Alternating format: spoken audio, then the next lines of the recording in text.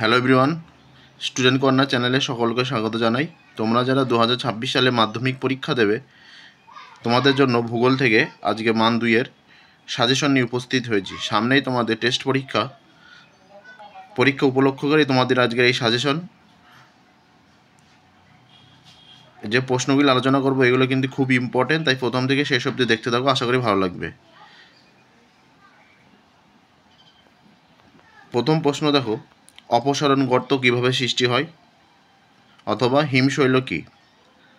এগুলি প্রত্যেকটি সালের প্রশ্ন, তাই যে প্রশ্নগুলো আলোচনা করা হচ্ছে এগুলো খুবই ইম্পর্টেন্ট। এখন থেকে খাতায় লিখে মুখস্থ করে রাখবে, আশা করি তোমাদের ফাইনাল পরীক্ষাতে কমন আসবে। 2 নম্বর প্রশ্ন, নগ্নিভবনের সংজ্ঞা দাও অথবা কার্যকরী সৌরবিকিরণ বলতে কী বোঝো? পরের প্রশ্ন, পর্যায়নের সংজ্ঞা দাও অথবা পলল শঙ্কু কী?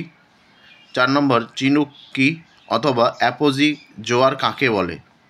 পরের প্রশ্ন, পাদদেশীয় হিমবাহ বলতে কী বোঝায় অথবা তির্যক বালুয়ারির সংজ্ঞা দাও? পরের প্রশ্ন, আপেক্ষিক আর্দ্রতার সংজ্ঞা দাও? পরের প্রশ্ন, বজ্রের পৃথকীকরণ কিভাবে করা হয়? পরের প্রশ্ন, অথবা বজ্রের পুনর্নবীকরণ বলতে কী বোঝায়? পরের প্রশ্ন, কঠিন বজ্র পদার্থের সংজ্ঞা দাও? পরের প্রশ্ন, ময়দান বলতে কী বোঝো অথবা কচ্ছেরণ কী? পরের প্রশ্ন, পশ্চিমে ঝঞ্ঝার সংজ্ঞা দাও অথবা কৃষি বনসৃজন বলতে কী বোঝো? পরের প্রশ্ন, কয়াল বলতে কী বোঝায় অথবা কোন দুটি নদী মিলিত হয়ে গঙ্গা নদী সৃষ্টি করেছে? পরের প্রশ্ন, বহুমুখী নদী পরিকল্পনার সংজ্ঞা দাও অথবা শিকড় আলগা শিল্প বলতে কী বোঝায়? পরের প্রশ্ন, ধাপ চাষের সংজ্ঞা দাও অথবা বাণিজ্যিক ফসল কী? পরের প্রশ্ন, উপগ্রহ চিত্র বলতে কী বোঝায় অথবা ভূবৈচিত্র্য সূচক মানচিত্রের সংজ্ঞা দাও?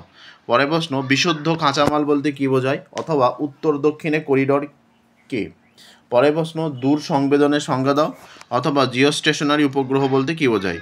মোট 16টি কোশ্চেন। এই প্রশ্নগুলি কিন্তু খুবই ইম্পর্টেন্ট, তাই এই প্রশ্নগুলি পারলে খাতায় লিখে উত্তরটি মুখস্থ করে রাখবে, আশা করি খুবই উপকারে আসবে।